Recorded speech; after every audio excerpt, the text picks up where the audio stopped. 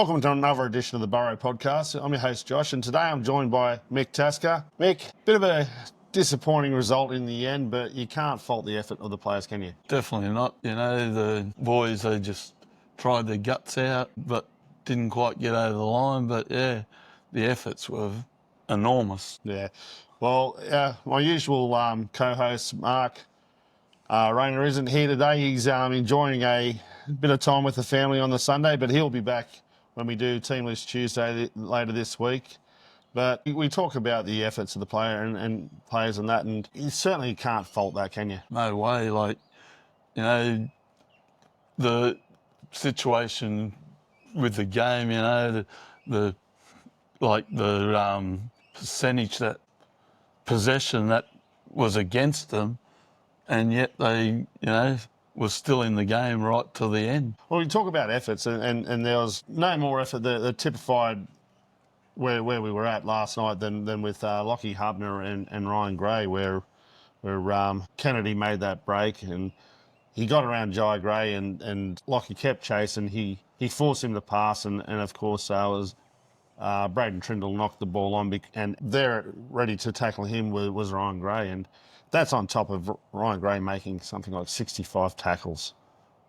Yeah, that effort alone was quite amazing. Like, you know, I had to sort of second guess myself when I thought it was Lockie at first, you know. For him to be in that position was, yeah, just great to see.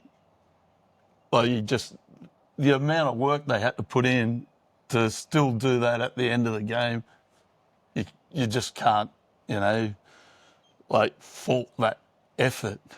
Yeah, but we talk about the efforts, we talk about defence, but what's more impressive is with the defence. We're talking about Cronulla had a 60% possession. You spoke before about they had 60% or 58% of the possession. They made 500 more metres than us. They had 61 tackles inside our 20 compared to 6. This is how much we had to defend. We kept showing up. They only got 2 tries out of that, and we scored 2 tries. We're only the 6 tackles in the opposition 20, and we came up with 2 tries. And not to forget the penalty count. It was 10-2 penalty count, and there was 4-1 ruck infringements, and we also had 1 inside 10 infringement there. So all up, it was 15-3 penalty count. So if it wasn't bad enough we had 15 players out and 10 of our best 17 missing, we had our entire spine out. So we lost Jamie Humphries and Pete Mamazella last week to concussion. We seen the week before we lost Latrell Mitchell. He's out for a few more weeks, and Cody Walker hasn't played much this year as well. So our entire spine was missing. Yet to go down only by 2 points against a side that's pushing for finals footy, you cannot fault the efforts there. Oh, no, you know, battling our horrendous injury toll, and yeah, to get that close to a team that's, like you say, pushing for finals was enormous effort. And, you know, the players, you just have to congratulate them on, you know, the performance. They had the chance to win too, like, you know, and to be in that position with so little ball and to make all those tackles and that and still keep turning up, it's just amazing. I can only feel for the players out there. They gave their all, and they didn't deserve to come off the field on the opposite end of the scoreboard. And I remember driving back home last night after the game, just feeling deflated, like proud of the boys, but just feeling deflated. And then I think, if I'm feeling like that, how are the boys that gave their all last night feeling? We've seen it with Jai Arrow after the loss to the Panthers. He broke down. He was distraught after that loss, and the effort that guy's putting in. He's not alone there, but he's given it his all. He's standing up. He's one of 2 players that have played in every game so far this year, and I don't want to jinx that, but him and Tallis Duncan, and you look at Tallis Duncan, have we mistakenly found someone that's actually a decent, really good centre in Tallis Duncan? Yeah, look, with Jai, you know, you always know that he's going to give his all and that. You just come to expect it from him. And like last year where he played so many games with the injury and that. And yeah, I think Tallis has been probably the most improved player in our team this year. He's filled in at centre, obviously, and done a great job. Like, probably I wasn't really, sure of how he would go as a centre. But, yeah, he's just showing that he can fill in there admirably. Yeah, well, we'll talk about Jai Arrow, and he was in some doubt for the game, and they spoke about the something to do with his foot, the pain that he was having with his foot, and he had to play needled up. But these are the sort of things that a lot of these guys are putting their bodies through, just for us to be able to field the side. But we've seen guys like we spoke about. Ryan Gray, 65 tackles, and this guy's a part-time footballer. He's on a New South Wales Cup contract there, and been asked to fill in at times. And I've been a bit critical of him last time, but I thought this by far was his best game for us. Oh, yeah, easily his best. Like, to make 65 tackles, it just shows the determination, I guess, to get through the game and make that many tackles and just keep turning up. You can't buy that kind of thing, really.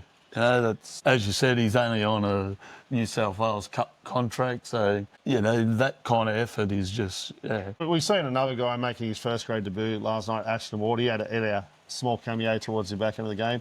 What did you make of his game? Oh, look, I thought, when he came on, our attack sort of started to gel a bit better, I thought. We made quite a few breaks there towards the end of the game. And, I think he was quite good, really, for his cameo. Well, he had a little spark, and he's not scared to try things. And we've seen that early kick he put through, and if Tyrone was a little bit more aware earlier on, he still got there first and just couldn't pick it up. But if he picks that up, he scores. And just that sort of vision and creativity that we've been lacking without Latrell and Cody, it was great to see. And we also seen Lewis Dodd start at 7 for the first time. He played 68 minutes last night. What did you make of his game? Yeah, I thought he was quite good. Probably the best game so far. But I don't know. I just think with the attack, he didn't really offer a great deal. But well, to be fair, but I was going to say, there's no we didn't have any ball really. Yeah, I was going to say, to be fair, we only had 6 tackles in the opposition 20, but he kicked us out of trouble a lot of times. I thought his kicking game was very good. Took control of that. He only ran it twice. So I probably would like to see him run it a bit more, but I'm not sure he's going to have that threat that others would. But I don't know, possibly with a few things that few developments that have happened, which we'll talk about later with Jack White, and maybe he gets another chance, even though Jamie Humphrey's going to be back, that he gets another chance at that starting halfback role. Yeah, well, like I say, we didn't have any ball, so his running game sort of was a bit you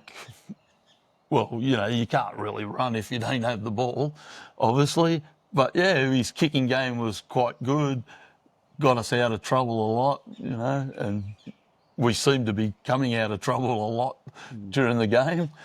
Yeah, well, one of the things that Wayne was critical, and he spoke about it in a press conference the other week, was he was asked what would he like to see from Lewis Dodd is put his body on the line, and we've seen his defensive efforts were a lot better than what I've seen. One of the issues wasn't so much about him missing tackles, as more his ability to read numbers and things like that. But it was Nico Hines that stood him up and beat him at the first, but he never gave up there, and he did well to get back there and get him held up over the line. And those sort of efforts you want to see. Yeah, exactly. That's the kind of effort that you need to, get into first grade, and you need to show it more consistently. And yeah, that effort to hold Nico Hines up was tremendous, never gave up even though he was beaten at the... Well, a funny stat, and again, it shows because we're talking about how good our defence was, and we spoke all about the stats there, but their 2 tries, there was one where we were beaten on the outside, Mulatalo scored, but the second one off a kick, and a contentious call there from Ashley Klein in the bunker, where it looked like he bobbled it, and by the letter of law, he didn't grip it, but for some reason they didn't even refer it to the bunker. They just kind of said, yeah, try confirmed, and I know the crowd were very vocal about it. They couldn't believe it, and I'm sure you guys that were watching at home were feeling the same. Yeah, like at the ground, you could hear people going off, and yeah, it certainly looked like he dropped it. Like, and like you say, he didn't regather. So to me, it was the wrong call. But you know, it's things like that go against you. But yeah, the guys just kept coming at him, and you know, so you can't Yeah, fault well, that. well, a stat that we had that with all the possession that they had and things like that, we had the line breaks were 4-2 in our favour. It shows we in their fighting and we're able to break them a couple of times and who knows, had we got an even share of penalties, what difference it would have been. But we spoke about the penalty count. It ended up being overall with the 6 games included, it ended up being 15-3, which very lopsided, as lopsided as you can get. A lot of people were very displeased with Belinda Sharp. Yeah, well, I don't know.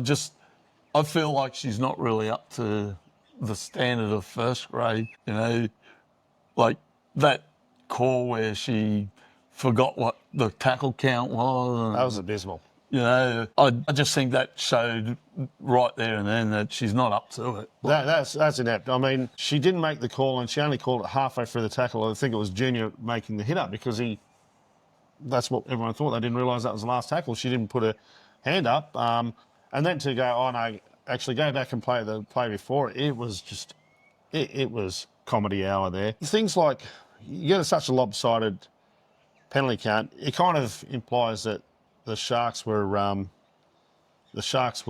perfect. They were perfect out there. And one of the penalties that we got, Ewan Aiken had to stay down to make them check that there was a crusher. It was a bad crusher. She missed it. So she wasn't looking at it.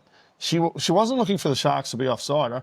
I remember a couple of times, once Sharks dropped the ball and they go back to give them a penalty for us being offside, and then the next one, it was a forward pass. Again, they go back. It was late in the tackle count.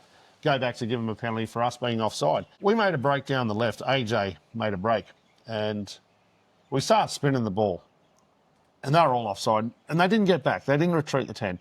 And then Tass did a quick tap on to Ty Munro and rightfully called a forward pass. Yet they don't look at them being offside. They let that go. Whereas the same thing happened down the other end. And we want consistency. Sharks weren't perfectly onside the whole time. They were holding down at times. Just as bad as what we were getting penalised for, and they were allowed to do it. Things like that. I mean, one call that I went our way, I thought, was the 6-again call where we kicked straight into the Sharks player's head. We got the ball back, and we scored. We scored off the back of that just before half time to go in the break at half time. But I mean, you want to see better from your referees, from the officials. Oh, for sure. And like you say, all we ask for is consistency. And yeah, I feel like most games, you know, the team, like the top teams get the calls, you know, and I don't think it's like right that it goes, but that's all you really want is consistency, and there is none in the game at the moment, I don't feel. Well, let's go back to the bunker with Ashley Klein, and this guy's meant to be the cream of the crop. We've seen the one where he allowed the Blake Brayley try, right? He gave the junior to Tola one, and could have been debated, but when you do look at it side on, there's no way you can overturn that. That's as close as you get. It just needs a touch and blade of grass. We know that, so you can't overturn that. But Jack Whiten tackle, calling that first of all a shoulder charge, which it's not a shoulder charge to me. You can make contact with your shoulder; it doesn't matter. It's a contact sport. But then to sin bin him because of the head and admit that it was head contact, but saying because it was a shoulder charge, you're going to the sin bin. And now he's looking at 3 to 4 weeks. This is a game that keeps shooting itself in the foot. Yeah, absolutely. Like, I'm gobsmacked at the fact that he was even sin binned, and now he's facing that charge. Like, you know, as a kid, you're taught to, you know, when you go in for a tackle, to put your shoulder in, and like that's all he really did. And the head clash obviously made it look worse than what it was. To me, that was definitely no shoulder charge. Well, the definition of the shoulder charge was you have your arm tucked in and you lead with your shoulder. whereas he had his arm out. Yes, he used the shoulder. And yes, we've got to look after the players for concussions, things like that. And it's unfortunate what happened to Toby Rudolph. You don't want to see that with players. But what else the sin bin did was it allowed them to activate their 18th man. And he came on and he was very effective. If it's foul play, if it's legit foul play, I understand it. But I feel that was the wrong call. And now the judiciary is standing up for the officials. And I don't know, maybe they don't want them to look bad on it, because if they turn around and say, well, there's no charge on that, they're going to look bad. But I think this is one that the club really need to fight. I mean, an extra week at this time of year, it doesn't really matter. We need to make a stand now and fight this charge. Yeah, I agree. Like, we really do need to fight it. And if you're fighting for a top 8 spot or top 4 spot, you know, maybe you wouldn't contest it. But in our situation, extra week's not going to do anything really. Like, we're not going to be playing finals footy. We've got nothing to lose really. But yeah, to me, the system's just not right. Like, when a player can go in and do what he's been taught over many years to use your shoulder when you're tackling. Yeah. Yeah. And it wasn't even the shoulder that made contact with him. You know, it was head on head. Yeah, well, we spoke briefly before about our kicking game with Lewis Dyden. Throw in Jack Whiten as well. There was Ashton Ward did a couple of kicks, whatever. But our kick meters, we made 944 kick meters, and a lot of that is to do with our lack of go forward. We struggled there. So you're kicking from deeper as well. But I thought it was our kicking game that got us out of trouble a lot of times. Oh yeah, definitely. Like you say, we didn't have much to go forward, and you know, we were sort of coming out of our, you know, off our line the whole night. So yeah, the kicking game was, you know, vital in us even being in the contest. Really, you know, so many times, you know, we're kicking long because we're, you know, not making many metres from our try line and that. So, well. The kick, one of the best kicks for me, there was 2 of them from Jack White. And, was he the one that kicked late in the game where they came off Kennedy, it bounced off Kennedy just before it went out and then went into touch? yeah, I'm pretty sure it was. And, you know, we were thinking maybe 40-20, but it seemed like he was outside the 40 when he kicked it. So, yeah. But that kick, though, that got him close to the line and it bounced up perfectly. That was a great kick. And there was another one that he did, a real long one, and they let it bounce, and then it ended up going in the in goals. And our kick chase was a lot better. I remember when we played them early in the season, our kick chase was off, and Kennedy, he carved us up from the back, and they were spinning the ball as well. Their wingers, they scored like, what was it, 2 tries from kick returns and probably another 2 long breaks that had us on the back foot. So it was great to see. They're the sort of efforts you just want to see, those 1%ers. And we can't expect that with the side that we're naming, having that many players out to be winning these games. But if they're in there fighting, that's all we can ask for. yeah, exactly. Like, that's all as fans, that's all we ask for, that the players are putting in. And I think definitely the last 2 weeks, you know, they've really tried hard. But, you know, we just lack that polish with all the players that we've got out. And each week, you know, we seem to be changing our team because more and more injuries. But, yeah, the guys, like, I just take my hat off to them, you know. The efforts were great. Well, we got close to the end and we scored a late try. Junior Totola scored, and here we were thinking maybe we're getting through the game without an injury. And sadly, as he scores a try, dislocates his shoulder. You just seen the pain he was in. And Junior was playing a very good game for us. He's running hard.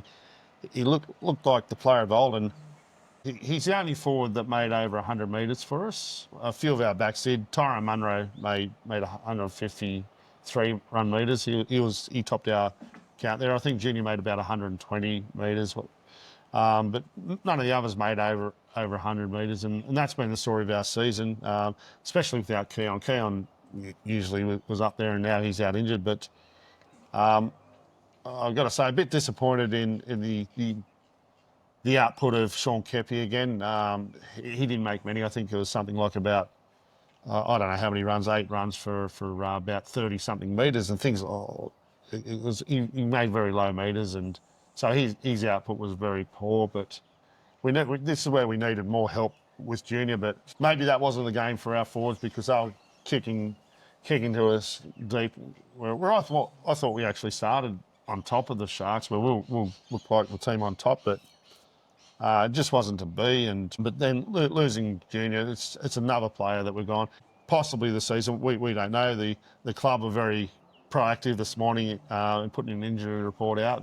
They'll have to have scans obviously now to see what length that'll be. I did read from the NRL physio that it's usually a 3 to 6 week injury without surgery, but if it's surgery, it's 3+ months. So if there's any structural damage there, but. I mean, 3 to 6 weeks, if it's the lower end of it, we will see him back this season. But again, knowing our luck, that's the season for Junior. Yeah, look,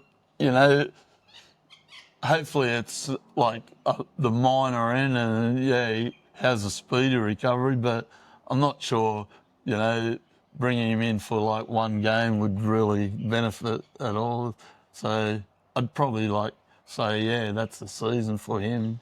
Yeah, well, see, this is where I probably differ from you because I think that these guys want to play, and especially if it's a chance to avoid the spoon, I think they're going to be putting their hands up. We've seen Cam wanting to put his hand up to play 2 games at the back end of the season. A lot of us, especially a big injury like that, we're kind of erring on it, but we're not him either. This guy has been sitting watching these guys give their all, and he's been itching to get out there. So, I mean, Wayne's already said that he'll let, as long as he's right to go, he'll let Cam make that decision. And there's a chance to play. I know a lot of us fans kind of saying, well, no, we only care about South Sydney, but for him, there's a chance to play a rare Kangaroos tour. So it's a thing that he may not get another chance to. So there's that side of it. But as far as we're concerned, we only care for this club right now. We want to see that. And the last thing we want to see is him come back, rush back for nothing, 2 games, really, in the scheme of this season. I mean, you may avoid the wooden spoon, and yeah, great, but really there's not much difference whether you finish last or second last in the scheme of things. Yeah, look, the players, I'm sure, always want to play. No player really wants to be sitting on the sideline. Yeah, I guess it's a thing where you got to weigh up the chance of getting a reoccurrence of the injury and that versus waiting for next year and trying to start the season off well. But yeah, look, if he plays, I'm sure he'll give it his all, and that's all you can ask, really. But well, speaking of injured players, we had one return this week. We had one return last night in Jai Gray, and I have to say, for me, that was his best game that I've seen him play. Yeah, look, he always gives a 100% effort, and basically that's his whole game, really, effort.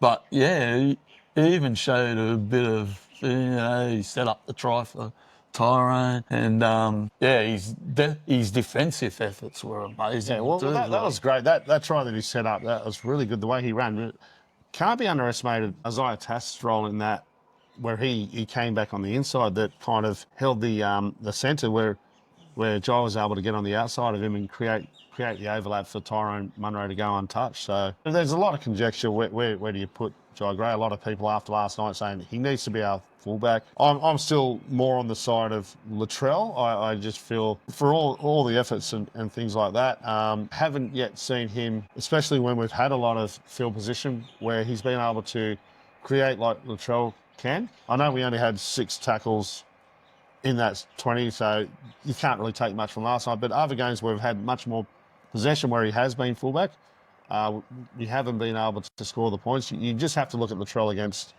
against the Melbourne Storm, against the Warriors, that game against the Warriors, things like that. And I've yet to see Jai be able to own a game like that.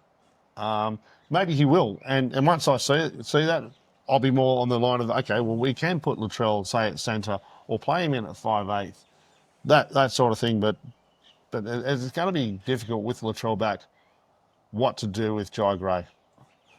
Yeah, it certainly will. And I'm with you. Like with Latrell, like he's always going to create a lot more than what Jai will, and that's just the difference in their games. I don't think there's any fullback that does the same thing that Latrell does, like in creating space for his outside backs. And that's due to, the opposition basically like having to go for Latrell even if he doesn't touch the ball, they've still got to worry about him because if he gets the ball, then, he can create tries through passing, through running. Well, of course, Jai played a lot of his junior games playing as 5'8", a ball running 5'8", and maybe that's something we need to look at when Latrell does come. Of course, you've got Cody Walker there, but there are options there, but it is going to be interesting. See a world where we possibly could see Jai stay at fullback because the energy is great and I love his energy and he showed it again last night. He was definitely a bright spark last night for us. But sometimes effort alone isn't good enough to get the wins.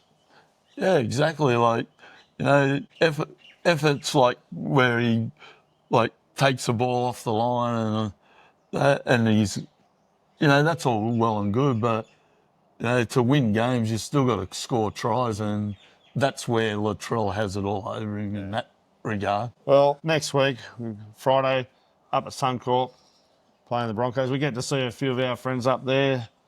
Got Steve. Steve's going to be up there. A few others will be up there as well against the Broncos. The Broncos come off a shock loss to the Eels, and I have to say they were ordinary, the Broncos, and I'd love to see them like that again, but unfortunately I think they bounce back. But how do you see the makeup of next week's side? We obviously get Pete Namazelis back. We get Jamie Humphries back. How do you see the makeup of the side? Yeah, it's going to be interesting. Obviously, I feel those two players will come into the team, but I probably would like to see, somebody like a Tata play, get a go.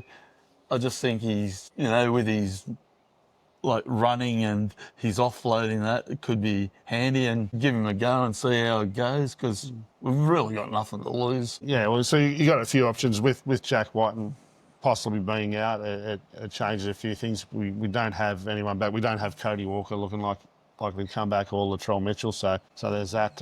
You'd have to think Jamie comes into the halves. Does he partner Lewis Dodd, which I think he will. Do we have Ryan Gray on the bench or do we have Ashton Ward again?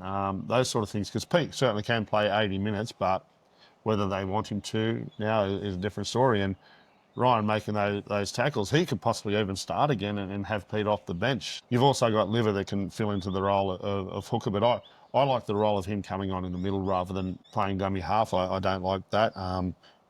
And you mentioned Celestia Tata, but I see more that Shaq Mitchell comes in. But another thing that could possibly be is debut and Thomas Fletcher. Get him playing in the back row and having Jai Arrow go to starting prop. Yeah, they got a few options, I guess. But, even though we're very low on troops, there's still those chances. And yeah, look, to see a player like Thomas get a chance in first row would be good, just to see how the young guy goes. And again, it's going to be tough, obviously, up there. And like, I guess it doesn't really matter who we pick, as long as they put in the effort. Well, we'll see. We'll see the side announced on Tuesday. Hopefully, they do fight the Jack White in charge because I think it's one that we need to fight, and hopefully he's available. I know a lot of people like you. I'd love to see, even if Jack's available, I'd love to see Jack move back to centre, possibly move Talis Duncan back to the back row with Ewan Aiken. Hopefully, we get a few trips back the week after against Gold Coast. That's the one that we really need to push for to win because, I mean, they had a good win against the Warriors. The Warriors weren't too good. I only seen bits of that game, but they weren't too good. But they stood up for Dez's 500th game, and who knows? They're like us. They're fighting to avoid the wooden spoon. So we don't know what will happen. But we last night I did go out and did our fan reaction. That's back this week, and you can check out our video here on YouTube. And it's always great speaking to the fans after the game. One of the guys, he had a few to drink, but he was very animated and singing "Glory, Glory" afterwards. A few of the young kids, they like to get on there and bit shy at first, but they like to see themselves up there. But we love hearing from you guys as well. But also love to hear from you guys. Give us your thoughts on the game. Give us your thoughts on the efforts of the players, things like that, and what you'd like to see. But yeah, we really do appreciate you guys watching. We're getting a lot of good feedback from people. I've had people message me on Twitter telling me how they're enjoying the show. Certainly, Mark Rayner certainly added a lot to it. He doesn't hold back, and I love his raw honesty and whatnot. And he'll be back again later this week to give a bit more and whatnot. He holds everyone to task, doesn't he? He certainly does. He doesn't mind telling it as he sees it, which is always good. Probably I'm a bit more measured with what I say, but yeah, it's always good to get his point of view. Yeah, well, we are going up to Brisbane. Mick and I are flying up to Brisbane next week. We've got a few others like Cody will be up there. Michelle Channing, she'll be flying up. Kavina and the family will be up there. So we've got a fair few going up there. And it'd be good to see you guys all up there at the game. But we're in Bay 317. Also, we've got confirmed that we're in Bay 215, I believe, for the Roosters game.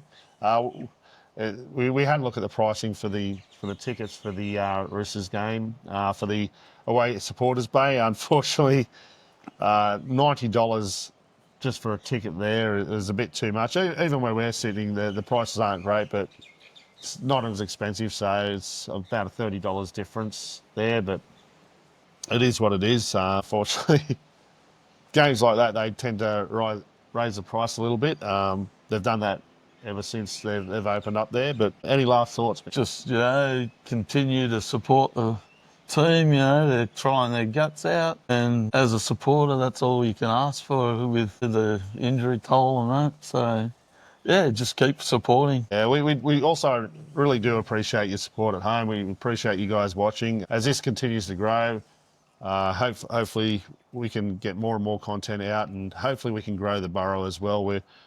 It's hard when the team's losing. A lot of people are there. We're now on a 8-game losing streak, coming up against the Broncos who just lost, so it's not going to get any easier. But the guys are fighting, and right now that's all we can ask for. But we do appreciate you guys watching. Don't forget to like and subscribe. I'm your host, Josh, joined by Michael. Go the Rabbitohs. Go the Bunnies.